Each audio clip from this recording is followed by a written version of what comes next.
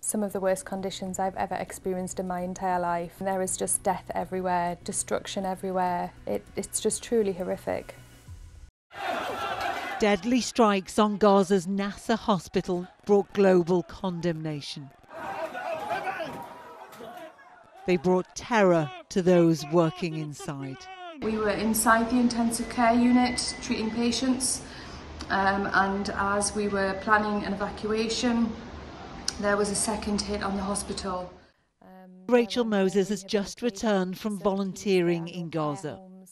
She feels an affinity for the Palestinian people and despair over a land where hunger is everywhere. First of all, then, Rachael, we have heard lots about the conditions inside hospitals in Gaza. You've previously seen them for yourself. Did that prepare you, though, for what you saw on your most recent visit?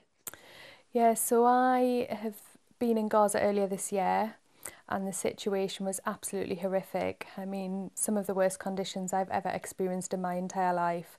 But going back to Gaza this time, I was left completely speechless. I mean, there is just death everywhere, destruction everywhere. There are very few buildings left standing now, just rubble around you. If people aren't, sleeping on the streets, there are tents in the streets surrounded by rubble. There are parts of Gaza which are just filled with black smoke. The air pollution is terrible. There is no sanitation. It's just truly horrific. What is the worst thing you've seen?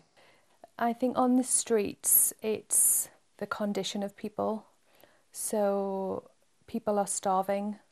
They are so slim, so skeletal. Kids running around, no shoes, completely black, covered in dirt, just debris everywhere. People just desperate for food, water, an end to the relentless bombing and bombardments and the fear that they're surrounded by. So I think that's the first thing that strikes you, just how horrific the living conditions are there. And then obviously it's the conditions inside the hospitals as well. And you've spoken about how when you were working inside Nasser, you talk about hearing and feeling explosions every day. It's about 5 a.m. in the morning, and it's been a really heavy night of bombings and bombardments. It's really loud blasts really close by.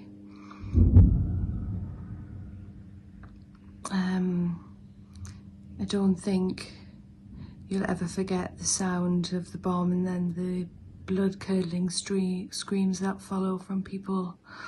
It's just been relentless. What is that like? I mean, for anyone that's worked at any of the hospitals in Gaza, I mean, you are subjected to bombardments, bombs, blasts all around you, whether it be day or night. 3 separate occasions I've been inside Nasser hospital and the complex has been hit directly. So unfortunately it is something that you almost become accustomed to or accept that it may happen. So when we are moving outside of the hospital, even just in the hospital grounds, it is very coordinated. There are people with us. The drones are there the whole time. So it's sometimes, unthinkable to think that you're actually in a hospital. You were working inside Nasser hospital in the intensive care unit when it was first hit. Can you describe the seconds after that blast? Sadly, when you're inside the hospital, it is, quite common that you will hear and feel explosions that feel very close to you. This time, it did feel close, and I said to my colleague that it sounded very close, but we didn't think anything of it straight away until a few seconds later. Some nurses and doctors run into the intensive care unit to get gloves, and the kind of debris was entering the entrance of the intensive care unit, the smoke, and we were told that it was the operating room next door that had been hit. Very sadly, I think 2 of the operating room nurses were killed almost instantly, and we were just waiting for instructions. I mean, the intensive care unit was full of critically unwell patients. You cannot evacuate people like that easily. In the face of worldwide outrage at this attack on Nasser hospital, the Israeli government called it a mishap and later claimed that they were targeting a Hamas surveillance camera without providing any evidence of that. Have you ever seen evidence of militant activities at that hospital or any other? Do you know, we get asked this all the time, and I can only ever speak from my experience, but no, I have never seen any kind of military activity in any of the hospitals I've worked, not just in the last 22 months, but in the last 8 years I've been visiting Gaza. You can see what used to be the neonatal and paediatric intensive care units. And no generation can escape the suffering. I'm here at Shifa Hospital with Abdullah. 4-month-old Abdullah was born with fluid on the brain. He could be saved, but may not be. If they had access to the right surgical equipment and interventions, would actually, recover and live normal, healthy and developmental lives. You've talked about the shortage of supplies that medics are working with.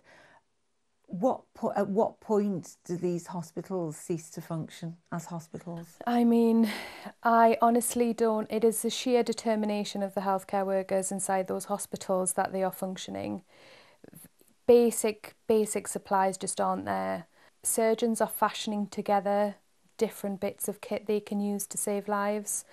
In the intensive care unit, something as simple as breathing tubes for ventilators are being reused because there are none.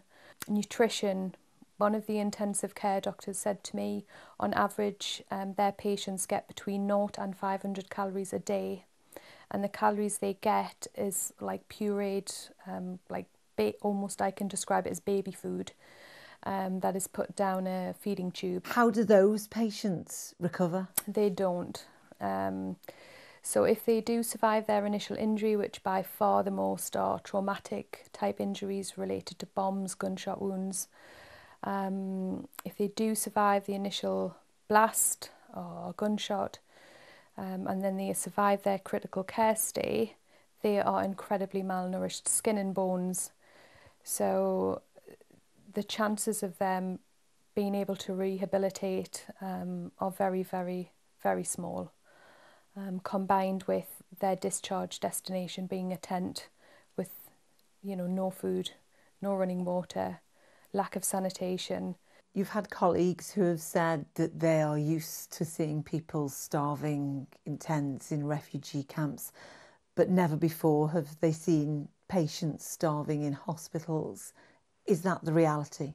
Yes, one consultant said to me he can almost accept starvation in the tents, but what he can never accept is people starving on the intensive care unit. When people are critically unwell on ventilators, denying people food and water goes against every ethical principle that we should have as humans. And this is the reality of the doctors and nurses, and the therapists working inside those units every day. They have to watch those patients suffer at the most vulnerable time in their lives. She helped 2 on trauma wards, alarmed by what she calls a pattern of injuries. You'd have 3 days of gunshot wounds to the head, to the brain, and then kind of 3 days later you'd then have a phase of spinal cord injuries. And what does that suggest to you? It suggests that there are deliberate targeting of body parts. A claim the IDF refutes, insisting they're committed to mitigating civilian harm and make great efforts to estimate and consider potential civilian collateral damage. And those colleagues who you've spoken about, some are killed working in the next room to you. How do you deal with that, having so much respect for them? I think what most of us will do will come back, and a bit like what we're doing now, we will tell our stories and tell our experiences, and in the hope that it will drive political leaders to make the stand that is needed to help stop this. I think it is so senseless. I mean, what is all this for? I think putting an end to the hostilities and preventing any more loss of life is something that should happen today, tomorrow. Putting an end to this. Then I think comes, the unlimited and safe access of humanitarian aid to prevent further loss of life and help those who are critically unwell and injured. Over 60,000 people have now been killed in Gaza, according to the Hamas-run health ministry. This medic hopes to return there in the coming weeks, painfully aware that no end is in sight. Rachael Townsend, ITV News.